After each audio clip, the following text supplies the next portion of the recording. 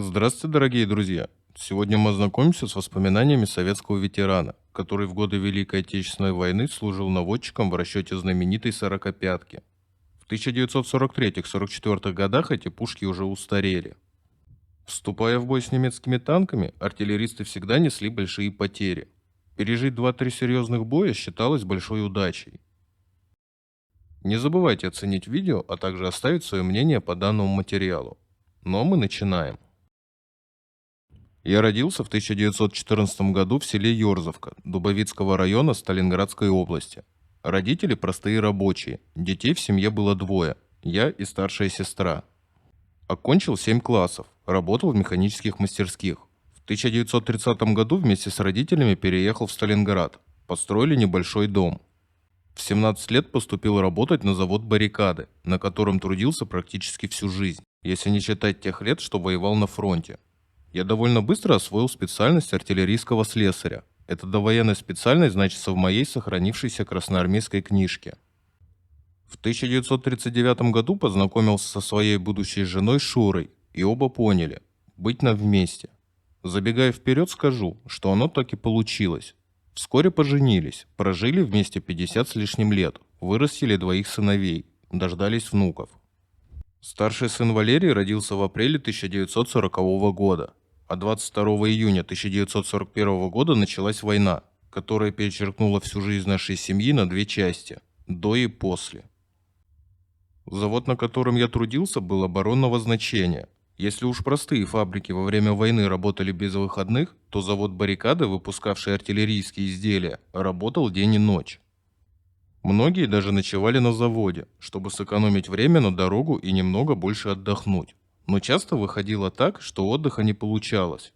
Отработаешь смену 12 часов, поужинаешь, а начальник цеха просит: надо бы еще пару часов потрудиться. Срочный заказ. Где 2, там и 3 часа. За полночь спать ляжешь, а в 5 утра будет. Опять что-то срочное. Мы понимали ситуацию, но люди до того выматывались, что от такой жизни просились на фронт. Отдельные немецкие самолеты прорывались к Сталинграду с весны 1942 года, а 9 июля уже целая группа бомбардировщиков произвела массированный налет на промышленные объекты Кировского района. 15 июля Сталинградская область была объявлена в военном положении. Вскоре начались почти постоянные бомбежки города. 23 июля бомбили одновременно заводы «Баррикада» и «Красный Октябрь». Большинство бомб легли в стороне от цели. Сработали команды ПВО, которые начали жечь разный хлам, имитируя пожары. Уже имелись немалые жертвы среди мирного населения, но никакого указания об эвакуации не поступало, и разговоры на эту тему пресекались. Я опасался за жизнь своих близких, но почти круглосуточная работа на заводе не давала возможности слишком задуматься на эту тему. Начиная с мощного налета сотен немецких самолетов 23 августа 1942 года, бомбардировки не прекращались ни днем, ни ночью. Бои шли на окраинах города, а завод «Баррикады» продолжал работать, выпуская оружие для фронта. В один из этих дней я был легко задет осколком бомбы. Но это оказалось мелочью по сравнению с тем, что под бомбежками погибли отец и мать. Дом был разрушен. Спрятав в каком-то погребе жену и двухлетнего сына, я кинулся искать хотя бы тела родителей, чтобы их похоронить. Кто-то из соседей видел, что отец лежал тяжело раненый на соседней улице. Но ни отца, ни мать в непрерывном грохоте бомб, густом дыму пожаров найти не смог. Практически все вокруг горело. У меня уже была на руках повестка явиться на призывной пункт. Уклонение от явки означало трибунал. Я даже не мог вывести из горящего города жену и двухлетнего сына Валеру.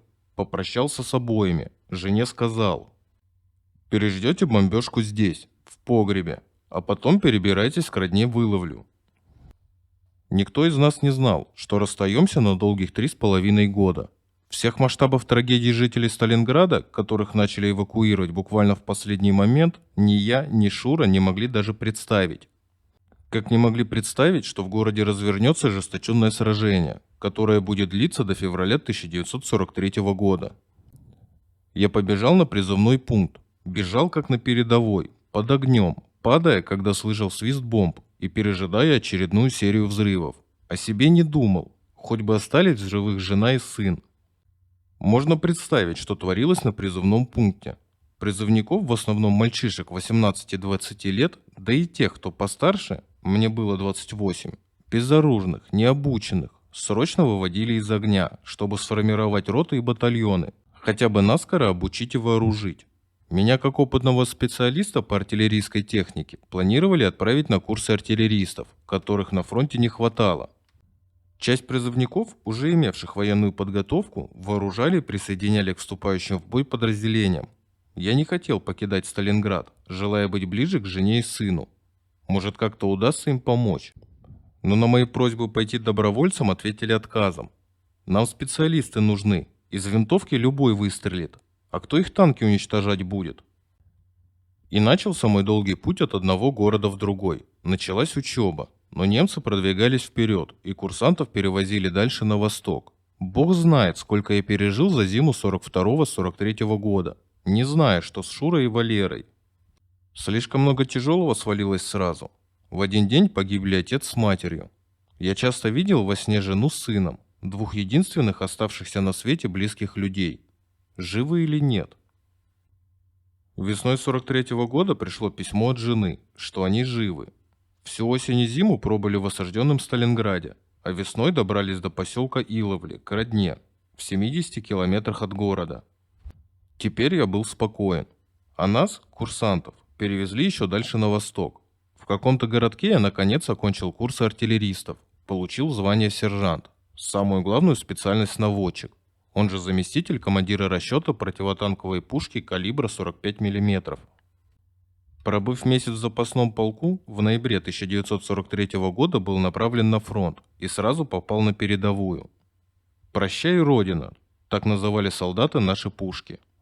Стояли батареи почти на одной линии с пехотой и вполне получали то, что сыпалось от немцев на передний край – мины, снаряды, бомбы.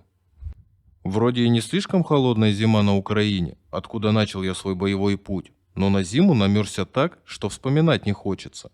Днем порой растопит дождем лед и снег, хлюпает в окопах грязь, где по щиколотку, где по колено.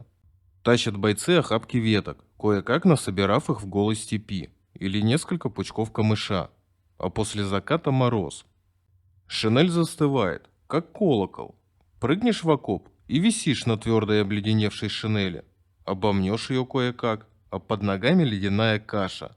Прутья и камыши, втоптанные в жижу. Холод пробивает до костей. Думаешь, неужели целая ночь впереди? Через час-два жижа замерзает, и сам начинаешь коченеть. Прыгаешь на месте, варежками хлопаешь. А от немца с воем летит серия мин. Еще одна. Кажется, в тебя летит. Съежишься на льду и ждешь.